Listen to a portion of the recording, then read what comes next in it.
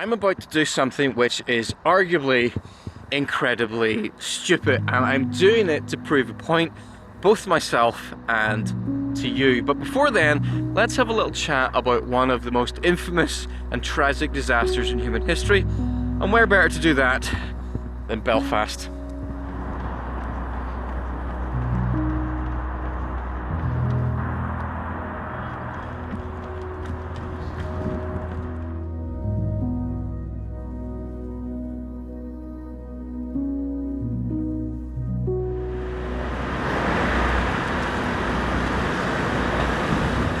That is the Titanic exhibition building, and just in case you don't know what the Titanic was a passenger cruise liner that sunk on the 15th of April 1912, resulting in the deaths of 1,500 people. It famously struck an iceberg and sunk. It's been the topic of multiple movies, and it's almost inspired its own mythology, but it was a horrible, horrible disaster. So why are we celebrating it? Why is it celebrated in Belfast? And I guess the cynical answer, or sarcastic answer, would be, well, it was okay when it left Belfast, or it was built by Irishmen, but it took an Englishman to sink it. Belfast used to almost be the shipbuilding capital of the world in a way 100 years ago, and so the building celebrates that legacy, the lives, the history, the skills, the expertise that went on there, as well as going into the disaster of the Titanic, and it's well worth a visit. But this area here that I've just run almost the length of the Titanic. When I get to there, I've run the length of her from bow to stern, and these poles up the side, those are supposed to represent the gantries that would have been around Titanic when it was being built.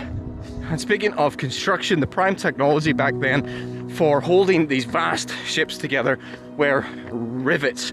Rivets were short lengths of steel that were heated up red hot, placed between plates of steel, and then bashed while they were still soft, squished into place, and then they would cool down and harden and knit the very fabric of the ship together. And Titanic used a lot of rivets. They think there were around 3 million rivets used on Titanic. And that got me thinking, I wonder how many rivets each rivet team was responsible for installing. And I can't find any official answers on this. I do know that there were 15,000 people worked on Titanic, so let's just say a third of them were riveters. That's probably wildly inaccurate, but let's just go with it. So that would make 5,000. And then on each riveting team, there were four men. There was a man who heated up the rivet. He then threw it to a man who caught it. He was the catcher. There was then a man who held the rivet in between the plates, and there was a man who bashed it, the basher, and squished it into place. So 4-man teams. So that means, let's say 1,000 4-man teams worked on Titanic over the length of its construction, obviously not at the same time. And if that's the case, then each of those teams installed 3,000 rivets.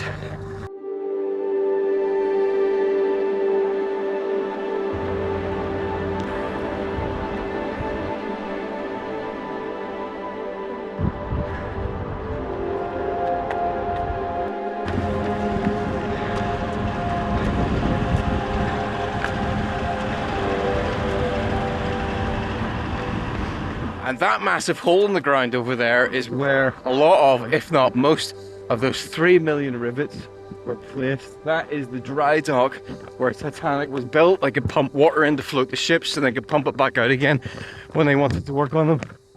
And it's enormous. So back to those rivets. So each 4-person team has to install 3,000 rivets. Now, if you put 3,000 rivets on a pile on the ground in front of me, it would seem like an utterly insurmountable task. I'd be thinking in my head, okay, right, every individual one of those 3,000 rivets needs heated up until it's red hot. It's got to be thrown to somebody, has to catch it. It has to be placed between the sheets of steel. Somebody has to hold it in place. Someone has to bash it. You got to let it cool down. And then we move on to the next rivet, and we do that 3,000 times.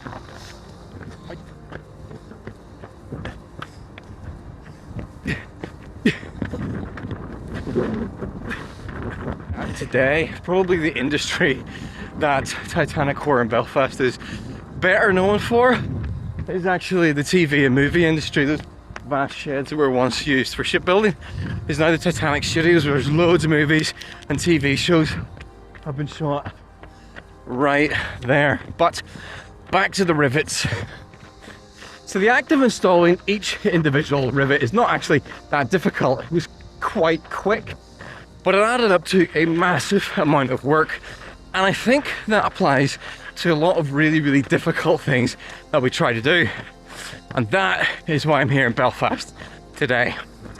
That beside me is the Dogmatic, and that was the ship that took passengers onto the Titanic before their voyage. So they had a trip on that a good while before all the shouting and screaming started.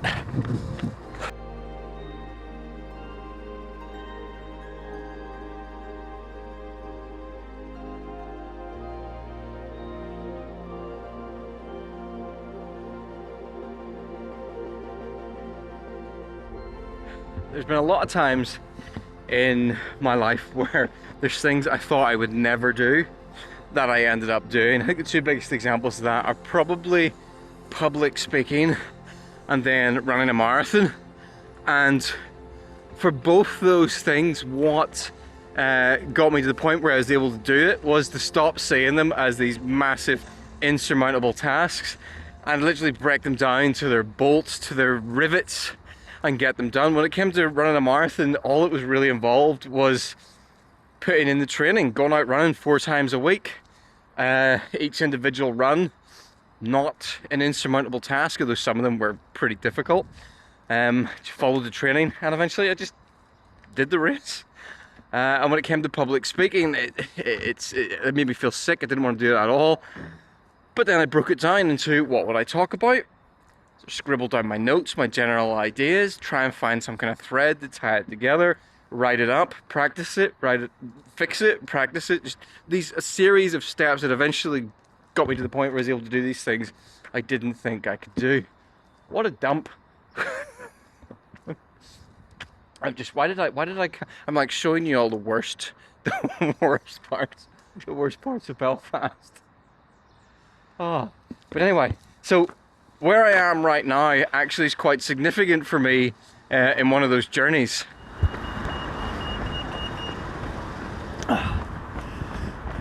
This right here, this is the Lagan towpath. The Lagan's a river that runs right through the heart of Belfast, and this towpath, this path goes right all the way along. It's very popular with runners and cyclists, and people use it to commute to work without having to go through the city centre. Speaking of commuting, I used to commute along this on a folding bike, and this little bridge here has, see here, there's a peak. There's a point to the top of it, and I just hit that as hard as I could on my folding bike to catch a little bit of air, and eventually, yeah, well, the bike broke.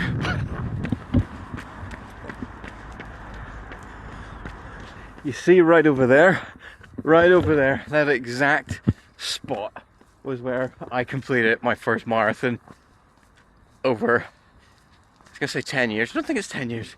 I can't actually remember. 7 years? It was so memorable, I remember the exact date. Yeah, finished my first marathon over there. Never thought I'd be able to do it, and I ended up doing it 5 times more. Since then, I stopped running roads and running trails a lot more. And more recently, I haven't really been running particularly long distance at all. In fact, my weekly mileage recently has probably only been around 15 miles max.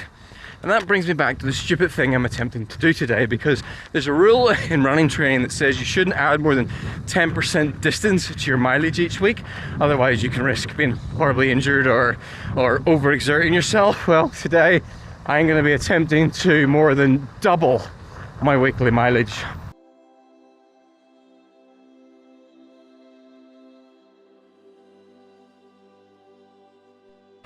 Right, We're out of the city, probably a better place to explain the stupid thing I'm attempting to do today, because there's a rule in training that says you shouldn't add more than 10% to your weekly mileage.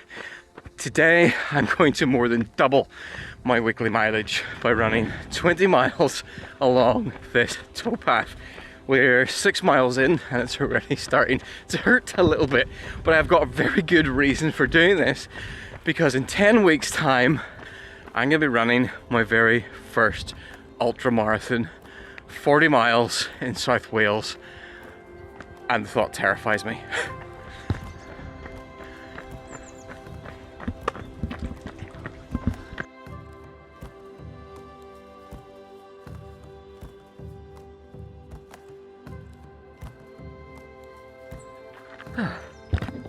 And this is where the lagoon sort of splits. There's part of it goes over that way, and there's part of it becomes a bit of a canal, which I think is a perfect place to tell you about the ultramarathon I'm going to be doing, because the ultramarathon is called the Canam. It's a 40-mile race in South Wales, starting in Newport and running up to Brecon, and it follows the Brecon and Monmouthshire, which I can hardly say, canal. I was there a few weeks ago for a bit of a recce. Oh, hello dog. I picked up a friend there. So why this particular event? Well, I picked it because it's a fairly flat route alongside river, which one, makes it easier for me to train, and two, I spent the last 3 years really concentrating on mountains and more technical terrain, and I got injured a lot. I find with the mountains, a lot of those races are just suffer. Woo, look at this. I have the attention span of a small dog. Hello! Oh, there's people there. Yeah, so a lot of the mountain races suffer fests from start to finish, because you go straight into a climb, the climbs hurt, the descents hurt, and the flats hurt because you've just come down a horrible descent. So something that just was a challenge, but in a different way. One other good thing about the Canam is that it's organised by race organisers called Pegasus, and they do not have cut-offs on their events. So the last thing I want to do is to train for my very first ultra and not be able to finish it. The sponsor of the race is Harrier Trail Running, who I've been doing a little bit of work with, and Harrier are going to be sponsoring and supporting me, I think I'm going the right way here, in my efforts to do that race. So thanks very much to Harrier. And if you're interested in getting into trail running for the very first time, highly recommend Harrier. They are fantastic. I was using some of their kit before I started doing work with them. I really appreciated the combination of quality at affordable prices, and also that they're a brand that really focuses on making trail running for everybody, accessible for everybody. It's not just about the elite runners, the really fast runners, it's about every single type of running, and I just love that, because I think everybody should be able to get out and appreciate running in the outdoors. So thanks very much to Harrier. Let's just take a shortcut. I'm not really supposed to go this way, but look, the more variety I can do on this run, the better. So I've got 10 weeks left to train for this race, and it's been a long time since I've really concentrated on distance running, and I just needed something psychologically that'll let me know that I'm going to be able to do it. So that's what I'm doing today. I'm doing this hitting the face pitch wig there. I'm doing this at a really easy, relaxed pace. I'm just running how I feel. I'm carrying as little as possible. I don't even have water with me. It's not very warm today. It's about 10 degrees Celsius, and I can run about 10 miles between needing to drink in those kind of conditions. So there's a few cafes along this route that I'm going to visit, and then I can have a bit of a slurp if I need it. I did 1.5 miles the opposite direction and then come back. So I ticked off 3 miles. So I'm now doing 8 miles out, essentially following the river, and then I'll have to turn around and do 8 miles back. And then I think that adds up to 20 miles. I'm still quite nervous about this because I am 7.5 miles in. So what's that? About a third of the way. And like, I don't feel amazing. I don't feel like bad, but I don't feel like super energetic or super comfortable. This is an effort, but it's a slow plodding effort that I think I can maintain. So hopefully you'll come along for the rest of the run and see how I get on. Also, if I'm honest, I'm trying to prove the point that I think that 10% rule is kind of bogus, because I think it depends on the effort. My theory is that if you sort of strip back your normal effort and go out sort of like, I don't know, half the effort or 50% your normal effort, that is half. I think that maybe if you go out at like 75% your normal effort, or you just run really relaxed, walk a little bit if you need to, you can go for miles. I'm just curious. So I not only want to be able to do the 20 miles today, I want to be able to do it and not be an absolute bits tomorrow. So we'll see how it goes, and if it all goes horribly wrong, well, you're going to be here to watch me suffer.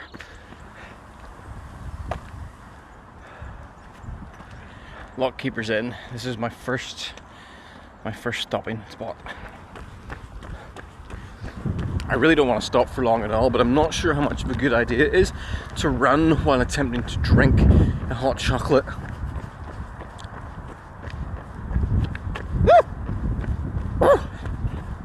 That's hot. I should really put the camera away. Okay, fine. Terrible idea. I've spilt a lot of it down myself. I will sit here for 3 minutes and drink this in 3 minutes.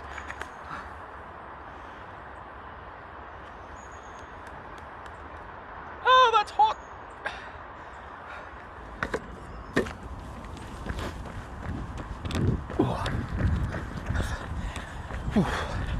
I'm sure there'll be no consequences to drinking a hot chocolate in 3 minutes.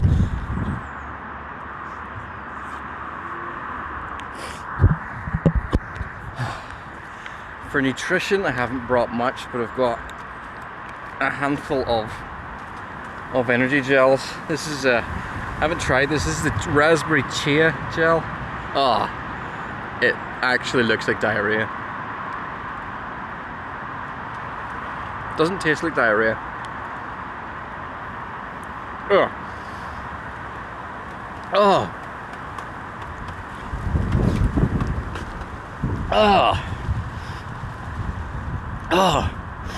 You know, if you're a little bit sick in your mouth, you're like, it has the exact texture of vomit. No, it's not a pleasant gel.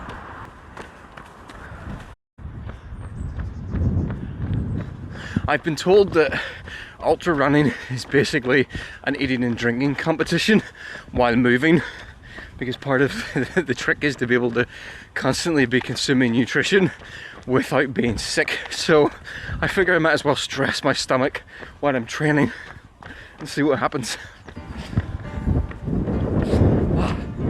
It's amazing the difference a little bit of sunshine makes to your mood. It's been cloudy the whole time, and the sun is out and I instantly feel happier. Or it could be all the sugar I've just consumed.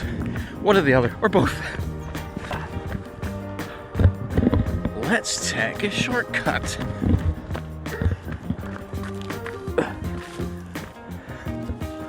Right. And this is a shortcut to go and visit one of Northern Ireland's greatest athletic heroes. This way.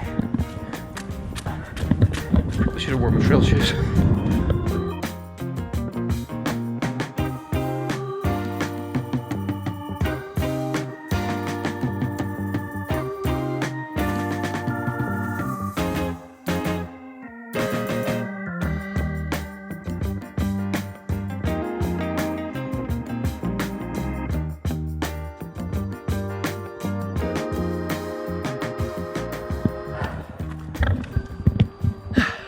Dame Mary Peters, winner of Olympic gold in the pentathlon in Munich 1972. And this is the Mary Peters running track. Right, Mary, you can stay here. I think I just put my hand in some bird poo in Mary's head. I've got just another quarter mile to go until I'm halfway.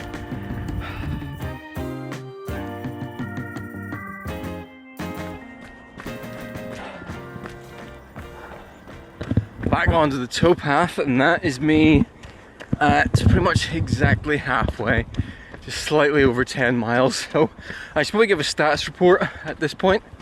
I actually feel better now than I did after the first 5 miles. Again, it could be all the sugar I've consumed, or it could just be my body's kind of warming up and getting used to it. Just trying to enjoy it. I feel like, yeah, I feel like I can keep going.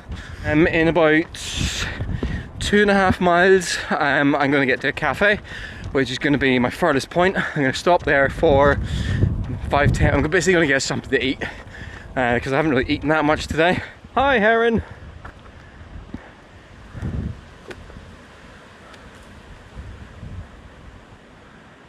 Bye, Heron. 11 miles now. I'm starting to feel a bit funny, a little bit woozy. Yeah, I might be a bit dehydrated. 11 miles in now, and I am starting to feel slightly woozy. I'm also starting to get a pain in my right knee. It seems like my right leg is not putting in the effort. Wind your neck. Yeah, but these things are always good to do. This is why it's good to sometimes push it a little bit in training. Not too close to race day, but just push it a little bit. Get yourself uncomfortable, get yourself slightly woozy, slightly dehydrated, and then you'll learn how to deal with it. Obviously you need to be careful, don't do anything stupid and don't do anything that's potentially dangerous, but it is good to almost train for when your body doesn't quite feel right and learn to know what it is and how to fix it. So I think it's definitely dehydration. There's times like this I'm reminded of the single greatest piece of motivational advice I was ever given. It was given to me by my mother on the day I ran a marathon for the first time, and it was left as a voicemail on my phone. And the voicemail said, "Stephen, if it gets difficult, just give up. Don't let your pride get in the way. Just stop."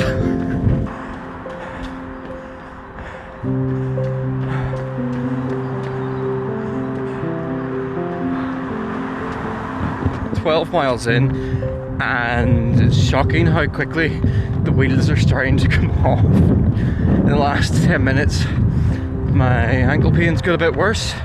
My right leg starting to feel slightly like pins and needly and a bit numb, and my lower back is starting to hurt, which is pretty concerning because in the past I've had issues with nerve-related lower back problems where a nerve gets irritated, sort of becomes inflamed, and then I start to lose power in my leg and it can lead to a lot of pain, and it means I can't run.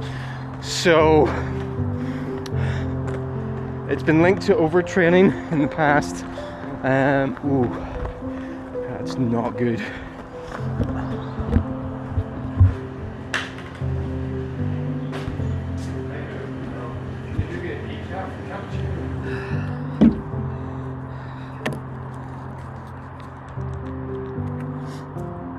I've got these little electrolyte tablets in case I need some of them. So I'll just put one of those in there. It's amazing how cold you get when you just stop for 5 minutes. As soon as I start to feel that kind of nerve issue at all, just take a couple of ibuprofen, and that can sometimes keep it at bay. That's great. Thank you very much.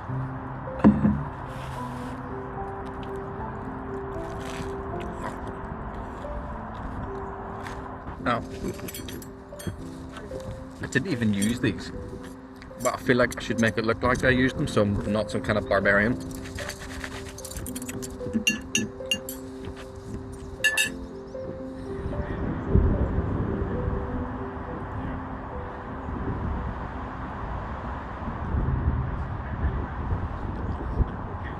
Ooh, right, time to go. Alright, let's try and get back to Belfast. This could be interesting. Oh, I think Fanta might have been a bad idea.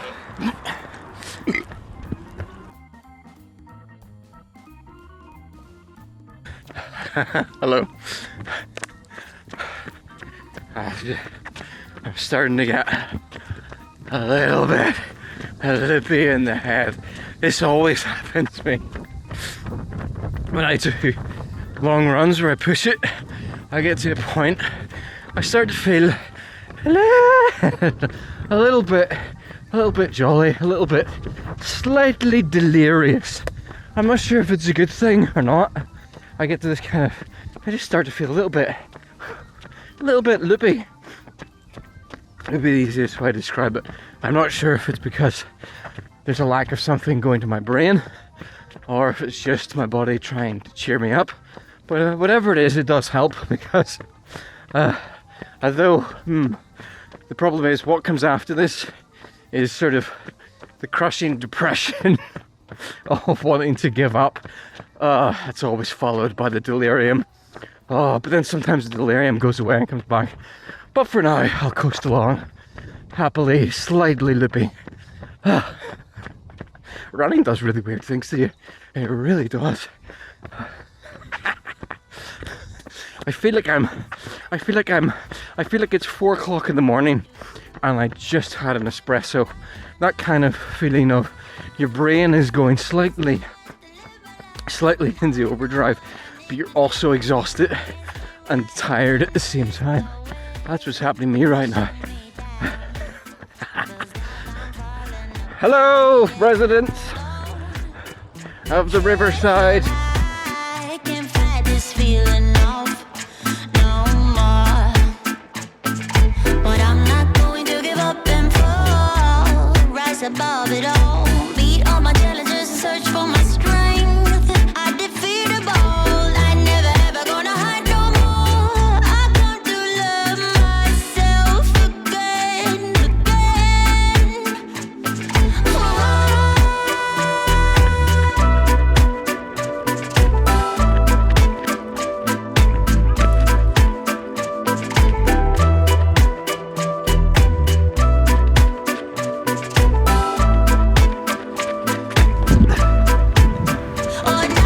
Everything hurts and I need to poo.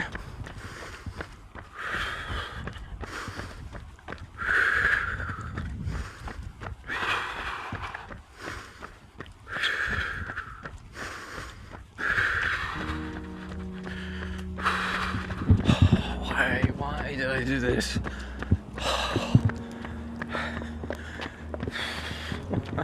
Why didn't I just do laps? I've got no choice. Stupid idea. Stupid idea.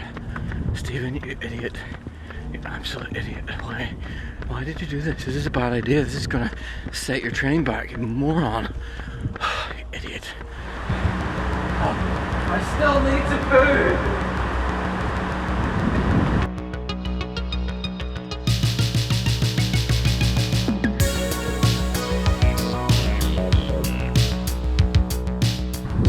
I've got an itchy bum, I've got itchy bum, I've got itchy bum, there's too many people round to give it a scratch.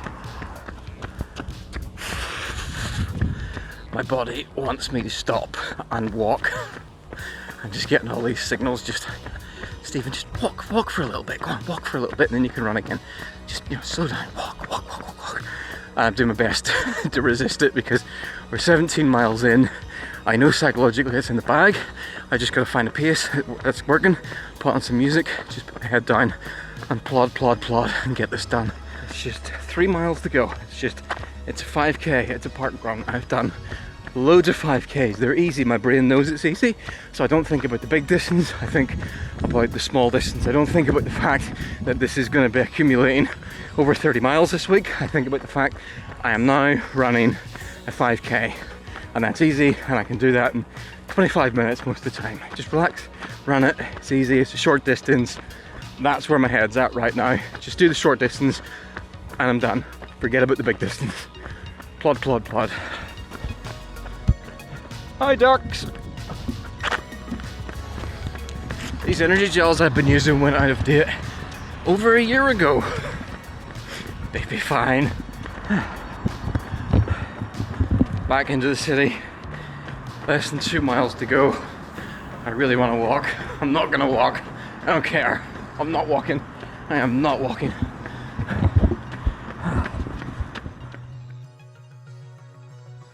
Whew. 19 miles, one to go, less than 10 minutes, and this is gonna be over. It is in the bag.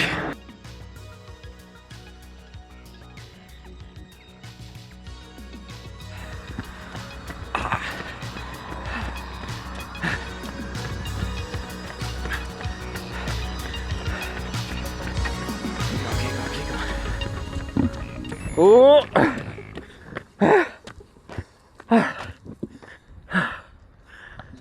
19 miles. 19 miles. 20 miles. Oh, we are done. Let's go. Let's go and sit down for 2 minutes and talk about what we've learned, boys and girls. Oh, that was quite painful. 20 miles done. Okay, what have we learned? First of all, I have confirmed that if I slow down a bit, pace myself, take it easy, I can run much further than I've trained for without actually suffering as much as I was expecting. I mean, that was pretty difficult towards the end, felt pretty uncomfortable, but I actually feel better than I felt after finishing some half marathons, and I feel a lot better than I felt after finishing some mountain races. So 100% it works. Slow down, take it easy, and actually you can do a lot more than you think you're going to be able to do. But that's now giving me the confidence to, in 10 weeks time, double that distance to 40 miles, which, if I think about it in terms of I've got to double my distance, it does feel kind of insurmountable and impossible. But then I break it down. 1, 2, 3, 4, 5, 6, 7, 8, 9, 10 weeks. And within those 10 weeks, I got about 3 training runs a week. Probably, possibly a bit more. That's 30. That's 1, 2, 3, 4, 5, 6, 7, 8, 9, 10, 11, 12, 13, 14, 15, 16, 17, 19, 20, 1, 2, 3, 4, 5, 6, 7, 8, 9, 10, 30. That is a lot of rivets that go together to make up the Titanic amount of training that I'm going to need to do for this ultra. Do you see what I did there? Do you see how I managed to start with Titanic and we took an arc and I brought it right back to Titanic again? That's clever. Boop, boop. There we go, complete full circle. There's even a train going over the bridge on the way back. Right, so here's what I hope you take from this video. What I hope you take from this video is that if there's something you kind of like the idea of doing but you think you could never do, if that's running, maybe it's even like running 1 mile, maybe it's even running for like 1 minute, or maybe it's just, I don't know, something else, maybe something at work, some kind of other personal challenge, whatever. Just remember, if you take that, whatever it is, look at it. Every big task, every big challenge can be broken down. If you've never run for a minute continuously, it's 60 1-second runs. And if you can't run for a minute, go and run for 1 second, and then run for 2 seconds, and then run for 3 seconds. Just run as long as you feel comfortable, and eventually you will be able to run for 60 seconds. And if you do that, and you build on that, eventually you'll be able to run 5K, eventually you'll be able to run 10K, you know. This is all possible if you just break it up. So hopefully that gives you a little bit of confidence. Now, if you're interested in my journey to running a 40-mile ultra, I'm planning on making a few different training videos along the way, which hopefully you can follow along with, and I'll maybe give you a few insights into the, I would say tips and tricks, but because I haven't done this before, it's more likely mistakes. So come along and learn from my mistakes as I attempt to run my very first ultra in 10 weeks time. So once again, thanks very much to Harrier Trail Running for supporting me in all of this. If you haven't checked them out yet, go and have a look. Thanks for watching this video. I hope you follow along with my other training videos, and I guess I'll catch you in the next one. Bye bye.